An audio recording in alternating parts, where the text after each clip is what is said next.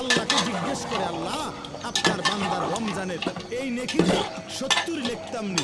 আল্লাহ বান্দার দিকে তাকাইয়া যখন দেখে গুনাহ থেকে মুক্ত, আল্লাহর জিকিরে তার জিহ্বা ভিজা, আল্লাহর মহব্বত তার কলিজার মধ্যে, সুন্নাত মোতাবেক তার জীবন, আল্লাহ তখন বলে না 70 না 700 লেখো, 7,000 লেখো, 70,000 লেখো, 7 লক্ষ লেখো, 70 লক্ষ লেখো, 7 কোটি লেখো, 70 কোটি লেখো, 70,000 কোটি লেখো। এক সেজদায় একবার সুবহানাল্লাহ বললে আল্লাহ বলে লেখো 70,000 কোটি সুবহানাল্লাহ লেখো। কোন বেলায় আল্লাহ মহব্বতের জোশে, আল্লাহ তার মায়ায় আল্লাহ বলে, ফেরেশতা তুমি লিখো না, সাআকতুবু, আমি আল্লাহ নিজেই লিখবো। এই নেকি তুমি দিয়া পারতা না, আমি দেবো আমার বান্দার নেকি।